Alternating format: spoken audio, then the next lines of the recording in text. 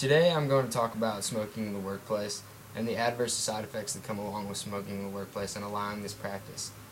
To begin though, I'd like to introduce myself and tell you a little bit about myself and why I chose this topic. My name is Stephen Pemberton and I am a junior at Missouri State University and I'm pursuing a degree in operations management.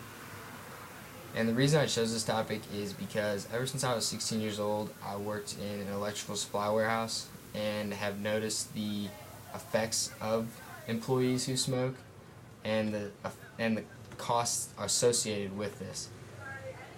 The whole time I worked in a warehouse, I noticed all these effects, but I really noticed them whenever I was 19 years old. I was promoted to night manager at my new job, Holt Electric Supplies, and I noticed that a lot of the employees were taking way more smoke breaks than needed, and then the employers were wondering why we were on so much overtime. If you cut out smoking, we could save a lot of time. After noticing these effects and being in that position and trying to push for better procedures to no avail, I've always been interested in this topic and have always been interested in learning more about it. And this report was my opportunity to research this and find out more and hopefully benefit myself and you after listening to this report. Over the course of this report, there's going to be a lot discussed, but the three main points are going to be the decrease in productivity due to allowing smoking in the workplace, the various costs associated with smoking in the workplace, financial and productivity costs, and the effects that smoking in the workplace has on not only the smokers, but also the non-smoking employees and customers. One of the greatest effects that smoking has at work is the loss of productivity due to regular smoke breaks. Now, after looking at some research and some data and comparing data, I came up with the average amount of cigarettes smoked per day by a daily smoker is around 22 in Missouri. That's a lot of cigarettes, that's a lot of cigarette breaks in an 8-hour time. It takes about 5 to 7 minutes to smoke a cigarette, and if you add that up, that can take a lot of time out of the day, and that's a lot more time that should be spent working when really it's just spent outside smoking and socializing with other smokers. This shows us a decrease in productivity just based on smoke breaks alone, just taking regular smoke breaks throughout the day. It causes smokers to work a lot less than non-smokers just because they're taking these 5 to 7 minute breaks maybe 10 times a day. Non-smoking employees can be affected because they might lose their morale and lose their focus because they feel that it is unfair that these smokers get the luxury of taking regular breaks when they do not.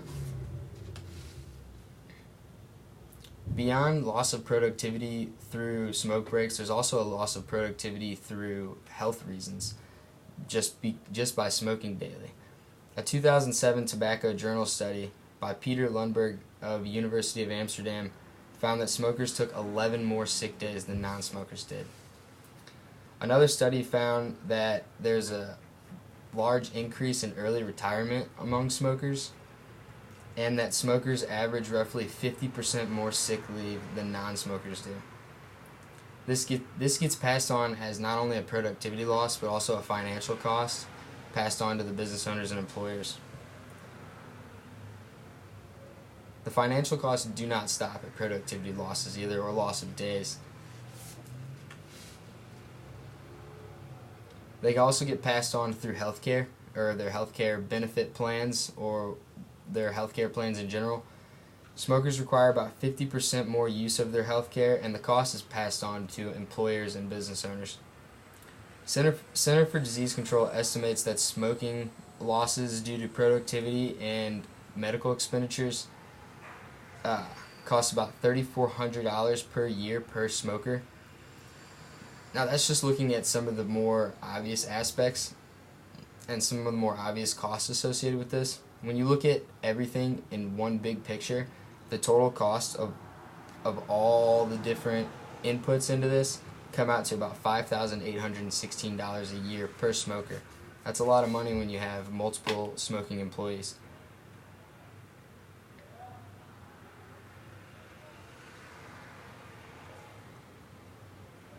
We must also take into consideration the negative effect that this has on non-smoking employees and customers. Many people prefer a smoke-free environment, and we can lose customers due to this. Elderly customers, pregnant women, customers with prior health reasons to not be around secondhand smoke might not come to your business just because of the fact that there are smokers and there's smoke around. One study I looked at found that 59% of non-smoking employees reported discomfort with secondhand smoke. Now, I mean, this is understandable because secondhand smoke has been shown to cause major health problems in the long run. And if it is unfair that we put non-smoking employees in front of this situation with these smoking employees, which is damaging to their health. This causes non-smoking employees to lose their morale and lose their focus, work less, feel that it is unfair, maybe feel that the business owners don't care about them. They only care about work and not about the work environment. Now we can see that smoking in the workplace has many adverse side effects on smokers, employers, business owners, customers, non-smoking employees. In conclusion, my purpose of this report is to inform you on the adverse side effects of smoking in the workplace and to show you that they're avoidable and to show you that we can benefit greatly with procedures preventing this.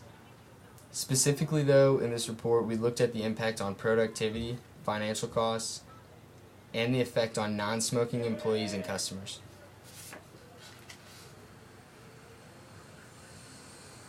After realizing the negative effects that smoking in the workplace has on all these different aspects, I feel it is necessary, or at least recommended, that business owners and employers take the step to implement procedures in restricting smoking in the workplace to one area where there's less travel, customers won't see, non-smoking employees don't have to be around them. And I also feel that it would be even more beneficial to ban it altogether. Doing this, implementing these procedures or policies, would benefit business owners and employers by increasing productivity, which leads to an increase in financial costs, and overall a better work environment and a better business. Thank you for taking the time to listen to my report on smoking in the workplace, and I hope that you are more informed about this topic. Thank you.